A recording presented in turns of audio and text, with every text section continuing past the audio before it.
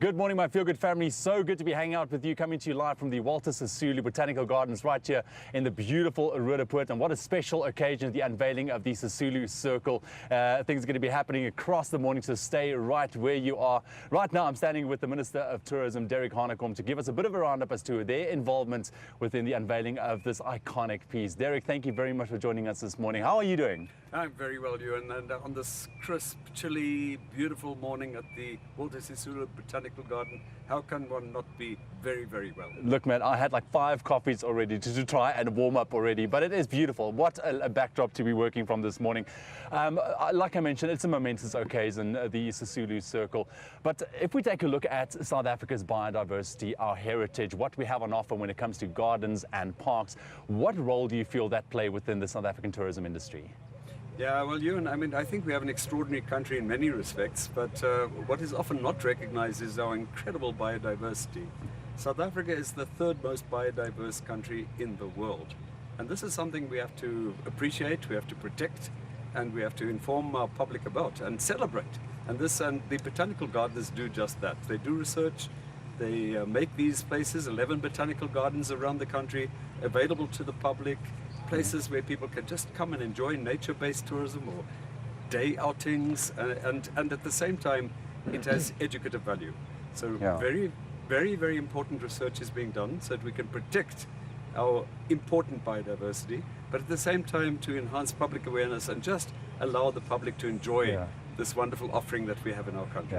And what are your personal thoughts on the Walter Sisulu Botanical Gardens? Because if I'm not mistaken, it's been voted the best place to get back to nature for 9 years in a row, which is phenomenal. Well, you're telling me something that I did not know.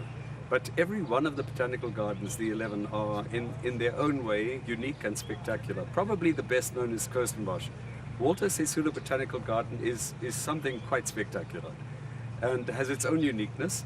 But it's also associated with our historical legacy, our historical and cultural heritage. And that is why the Walter Sisulu bust that we're unveiling today becomes so important. So this is an extraordinary place. I think it is not as well known as it ought to be, and we hope today, Ewan, that you will put this on the map in South Africa in a big way. Well, you're definitely on the map now that you're on your Feel Good Breakfast show, which is absolutely amazing.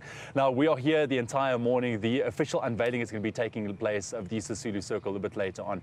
What was the Department of Tourism's involvement with the Sisulu CIrcle? Well, okay, firstly, it's part of a bigger program to enhance the various destinations that we have in Destination South Africa. And of course, our botanical gardens are very important, as are our national parks and as are our World Heritage sites. So we're doing different things in different areas. To give you an example, not too far from here is the World Heritage site called the Cradle of Humankind. Yes. And what the Cradle of Humankind has its own importance. But if there were not something called Marupeng on the Cradle of Humankind, it wouldn't be the big attraction that it has become today. So what we did as the Department of Tourism, as we are doing in many other sites, is we try to enhance it.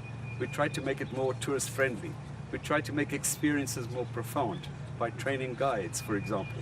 So whether it's Robben Island or Mapungubwe or the Cradle of Humankind or the Walter Sisulu Botanical Garden, we just try to enhance these incredible destinations that we have in any event.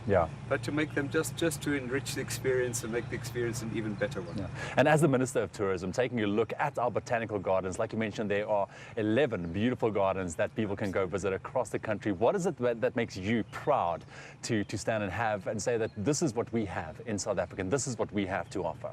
Well, it makes me proud and should make all of us proud is that we are actually taking care of our natural resources, our natural heritage, and doing so in such a creative manner. By the way, my own nephew, who died when he was quite young, his ashes are spread here at the Walter Sisulu Botanical Garden because it is such a sort of a place of tranquility. A place that is really, it is our country and it showcases the best of our country. So, what makes me proud is that, notwithstanding all of our challenges, we have not neglected to look after our environment.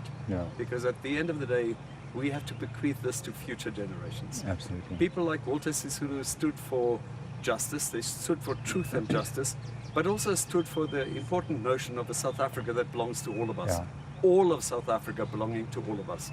And it is our job to make all of South Africa a place that we can all feel proud of. Absolutely, and I can see that this particular spot has got a very special spot in your heart as well. Derek, thank you very much for your involvement in this momentous occasion. We're going to be following it through for the rest of the morning, that unveiling of the Sisulu CIrcle taking place a little bit later on this morning.